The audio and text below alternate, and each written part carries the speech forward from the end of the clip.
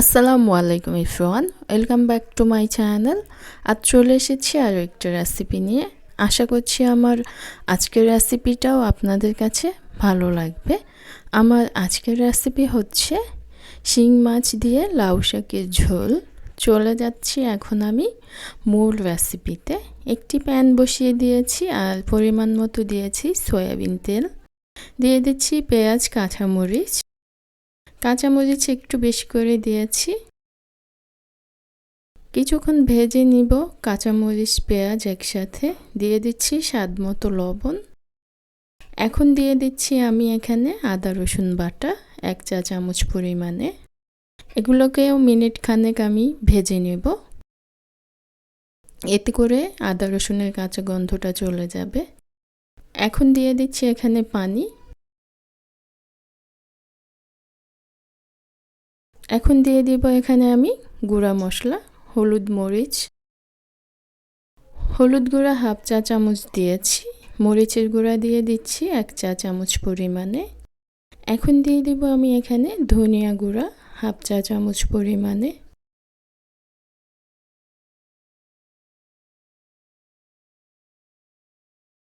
এবার দিয়ে দিব এখানে শিং মাছ, কেটে ধুয়ে নেওয়া শিং মাছগুলো দিয়ে দিচ্ছি।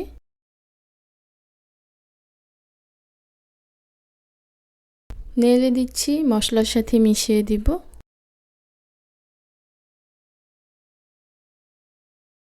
ঢেকে এখন আমি মাছগুলোকে কষিয়ে নেব মশলার সাথে। মাছগুলোকে আমি কষিয়ে নিয়েছি, সেদ্ধ হয়ে গিয়েছে শিং মাছ আর মশলাগুলো কষানো হয়ে গিয়েছে। এখন দিয়ে দিচ্ছি এখানে আলু। 2টা আলু দিয়েছি পাতলা করে কেটে, মিডিয়াম সাইজের।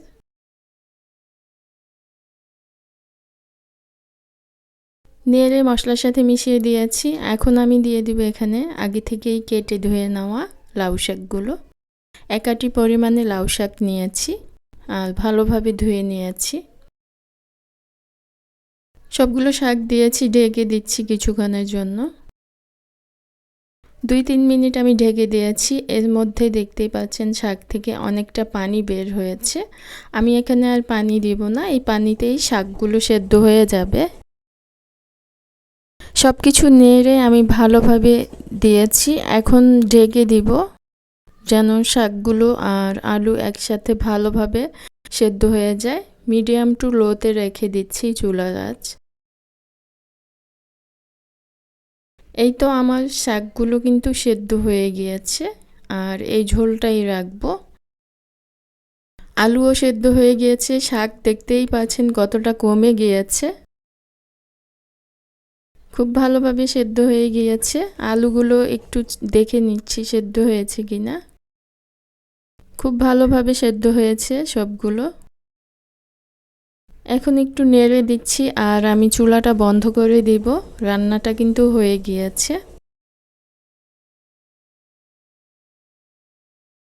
এখন আমি চুলাটা বন্ধ করে দিচ্ছি আর শাকগুলোকে আমি নামিয়ে নিব।